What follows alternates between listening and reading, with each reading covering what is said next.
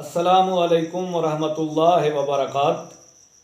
उर्दू ज़ुबान व अदब से वाबस्ता तलबा, मैं डॉक्टर सईद आसिम आपसे मुखातिब हूँ।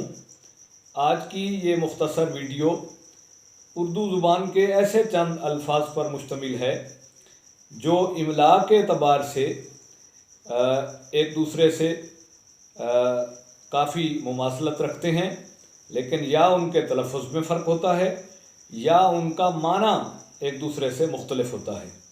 इन चंद अल्फाज में एक लफ्ज़ है मुसल्लम, यानी लाम पर तशदीद के साथ ये लफ्ज़ पढ़ा जाता है मुसल्लम। मुसल्लम का मतलब है सालिम, साबित, तस्लीम किया हुआ, माना हुआ। बिल्कुल इसी का हम शक्ल एक लफ्ज़ है मुस्लिम। तो मुस्लिम में लाम पर तशदीद नहीं है। मुस्लिम का मतलब या माना है मुसलमान, इस्लाम कबूल करने वाला। ऐसे ही एक लफ्ज़ है सदा, सीन के साथ।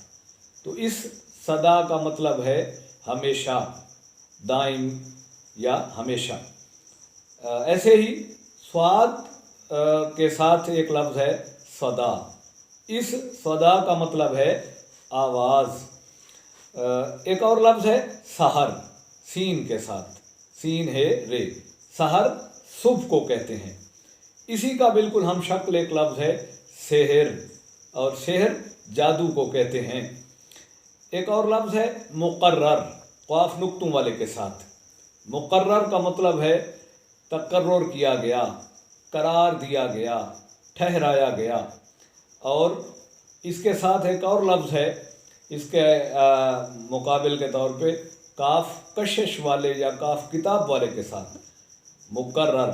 उसको भी हम मुकर्रर पढ़ते हैं काफ की वजह से, लेकिन एक तो वो काफ कशिश या काफ किताब वाला है, दूसरा उस मुकर्रर का माना है दोबारा या दूसरी दफ़ा।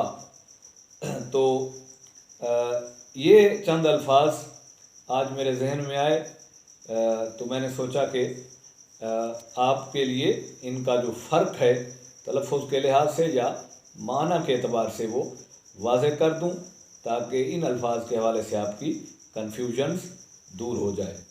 इजाज़त दीजिए, अल्लाह हाफ़िज़।